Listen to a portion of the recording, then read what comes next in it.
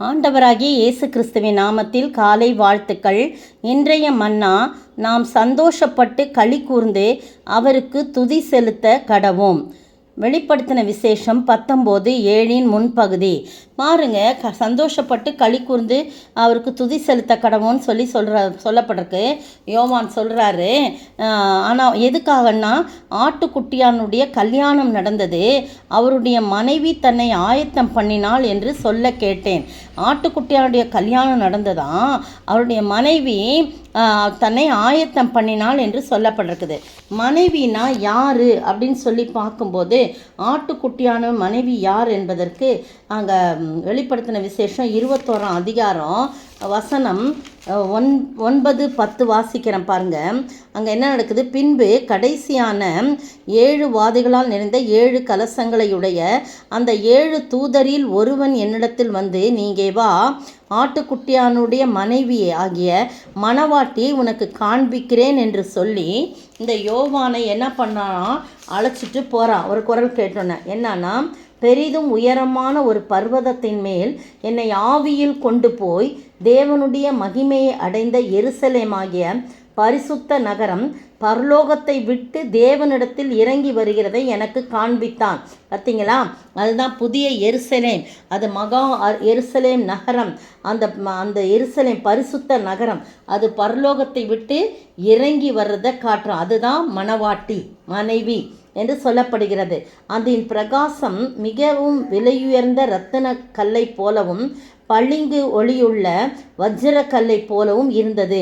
அதற்கு பெரிதும் உயரமான மதிலும், கிழக்கே 3 வாசல்கள், வடக்கே 3 வாசல்கள், தெற்கே மேற்கே என்று ஆக 3 வாசல்கள், 12 வாசல்கள் இருந்தன அப்படின்னு சொல்லி அதை பற்றி விளக்கம். அந்த பரம எருசலேமை குறித்து, பரிசுத்த நகரத்தை குறித்து ஒரு விளக்கத்தை யோவானுக்கு ஆவியிலே கொண்டு போய் என்ன சொல்கிறாங்க, அப்படி சொல்லப்பட்டிருக்கு. ஒரு சத்தம் வந்துச்சு, என்னைய கொண்டு போய் காட்டினாங்க அப்படின்னு சொல்லி அதை சொல்கிறத பார்க்குறோம்.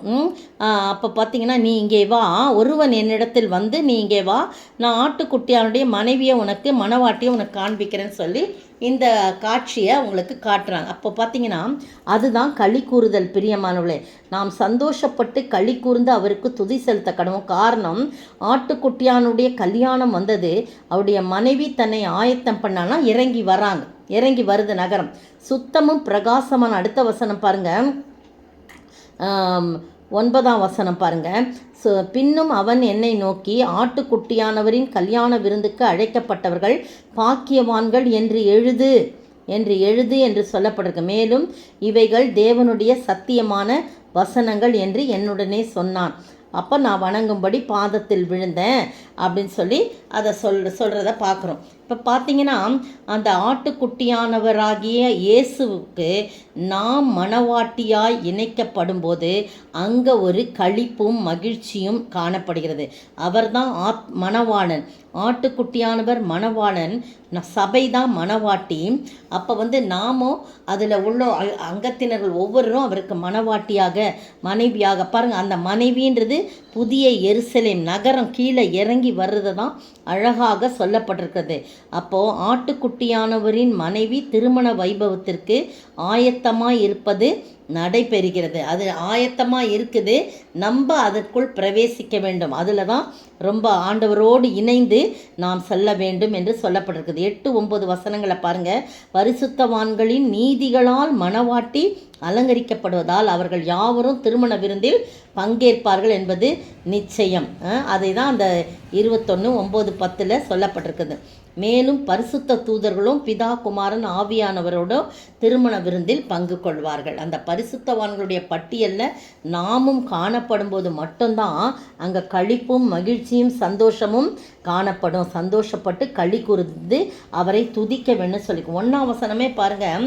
உபத்திரவ காலத்தின் போது பரலோகத்தில் பெரிய மக்கள் கூட்டம் தேவனை துதிப்பதை நாம் பார்க்குறோம். அந்த வசனத்தின் மூலமாக எங்கிருந்தாலும் தேவனை துதிக்கணும், அவரை தொழுது கொள்ளணும்.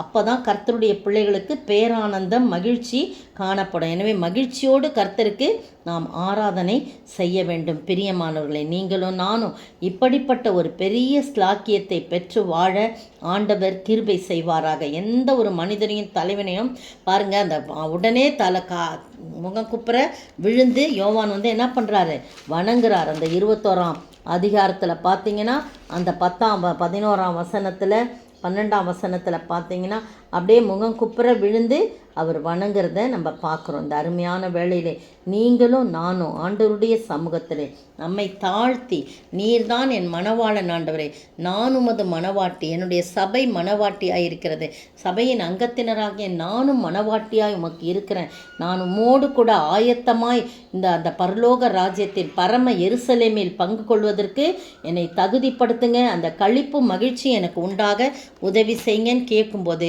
கர்த்தர் நிச்சயமாய் நம்மை ஆசீர்வத்து அந்த களி கூறுதலை நமக்கு உண்டாக்குவார். அப்படிப்பட்ட ஆசீர்வாதத்தை பெற்று வாழ ஆண்டவர் கிருபை செய்வாராக. பரம எருசலேமே பரலோகம் விட்டிறங்குதே, அலங்கார மணவாட்டியாய் அழகாக ஜொலித்திடுதே. எருசலேமே கோழி தன் குஞ்சுகளை ஏற்றணைக்கும் ஏக்கத்தின் குரல் கேட்டேன், தாய்ப்பறவை துடித்திடும் பாசம் கண்டேன், தாபரமாய் சிறகினில் தஞ்சமானே, கனிவான எருசலேமே மேலான எருசலேமே.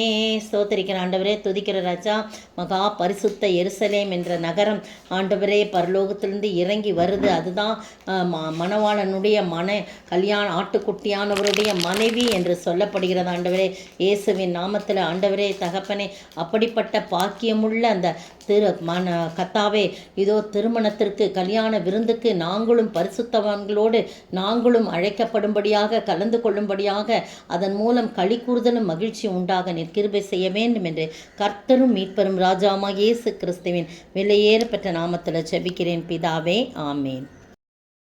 நேற்றைய பதில், ஒருவன் மல்யுத்தம் பண்ணினாலும் சட்டத்தின்படி பண்ணாவிட்டால் முடிசூட்டப்படான். 2 தீமோத்தேயு 2:5. யார் யார் யாருக்கு எதிர்த்து நின்றது போல இவர்களும் எதற்கு எதிர்த்து நிற்கிறார்கள்?